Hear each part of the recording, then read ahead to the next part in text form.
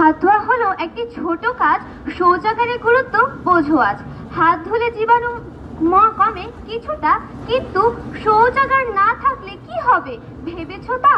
এসো দেশ বদলায়, পৃথিবী বদলায় তারুণ্যের উৎসব 2025 উদযাপন উপলক্ষে আজকের বিতর্কের মঞ্চে মাননীয় মডারেটর, বিজ্ঞ বিচারক মণ্ডলী, উপস্থিত সম্মানিত অতিথিবৃন্দ, আমার প্রতিপক্ষ দলের বন্ধুরা এবং যারা দেখছেন এবং শুনছেন তাদের প্রত্যেককে জানাই আমার এবং আমার দলের পক্ষ থেকে আন্তরিক শুভেচ্ছা এবং অভিনন্দন। আজকের বিতর্কের বিষয়টি হচ্ছে জনস্বাস্থ্য রক্ষায় স্বাস্থ্যসম্মত শৌচাগার হাত ধোয়ার চেয়ে অতি গুরুত্বপূর্ণ।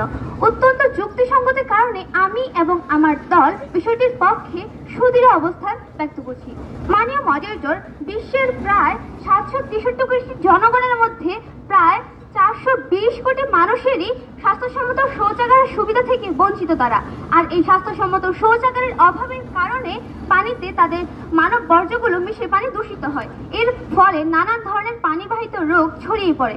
এখন প্রতিপক্ষ দলের দ্বিতীয় বক্তার কাছে আমার প্রশ্ন হচ্ছে, এই দূষিত পানি দিয়ে হাত ধোয়ার মাধ্যমে আপনারা কিভাবে জনস্বাস্থ্যকে রক্ষা করবেন?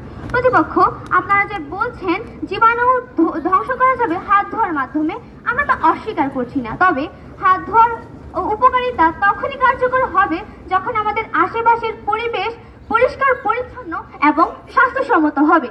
মাননীয় মডারেটর, হাত ধোয়ার মাধ্যমে শুধুমাত্র ব্যক্তিগত পরিচ্ছন্নতাই নিশ্চিত হয়, কিন্তু দূষিত পানির মাধ্যমে দূষিত পানির মাধ্যমে যে রোগ ছড়িয়ে পড়ে তা কখনোই আটকানো সম্ভব হয় না। মাননীয় মডারেটর, বাংলাদেশের দূষিত পানির মধ্যে মাত্র 17% পানি পরিশোধন করে ব্যবহার করা হয়, বাকি 83% পানি পরিশোধন ব্যতীতই মানুষ ব্যবহার করে। এখন প্রশ্ন হচ্ছে, আমার প্রতিপক্ষ কিভাবে এই 83% দূষিত পানি ব্যবহার করে হাত ধোয়ার মাধ্যমে আমাদের জনস্বাস্থ্য রক্ষা করবে?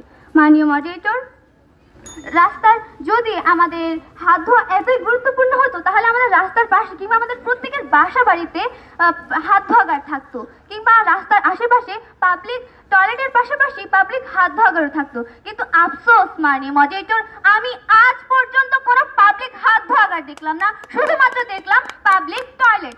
মাননীয় মডারেটর, শৌচাগারের গুরুত্ব উপলব্ধি করে 2001 সাল থেকে প্রথম 19 নভেম্বর শৌচাগার দিবস উদযাপন করা শুরু হয়। আর বিশ্ব হাত ধোয়া দিবস উদযাপন শুরু হয় 2008 সাল থেকে 18 নভেম্বর। অর্থাৎ সৃষ্টির উষালগ্ন থেকে স্বাস্থ্যসম্মত শৌচাগারকে সবাই প্রাধান্য দিচ্ছে।